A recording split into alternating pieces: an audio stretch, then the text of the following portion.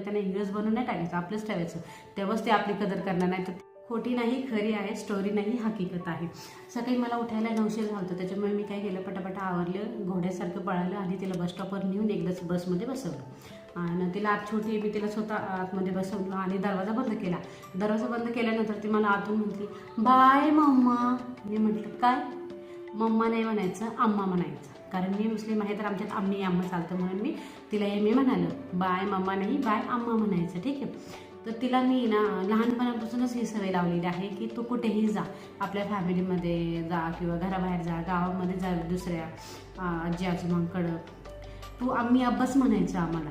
तसंच म्हणजे मला हे तुम्हाला सांगायचं आहे की आपल्या मातृभाषेमध्ये आईवडिलांना जे म्हणतात तेच त्यांना शिकवायचं. किंवा हल्ली असं निघालेलं आहे, mummy daddy Maugham dad English मिडियममध्ये शाळेला चालली म्हणून काही त्यांना इंग्रज बनवून नाही टाकायचं, आपलंच ठेवायचं.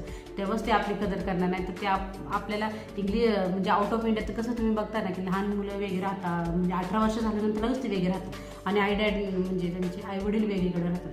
तसंच ते आपलं करायला बघतील. त्याच्यामुळे कधी पण त्यांना सवय लावताना कशी लावायची, मातृभाषेमध्ये जे म्हणतात ना तेच बोलायचं, म्हणजेच ते आपल्या आदर ठेवतील आणि आपल्या जवळ राहतील. आणि ही टीप किंवा हा विचार तुम्हाला कसा आवडला मला नक्की कळवा कॉमेंटमध्ये. बाय.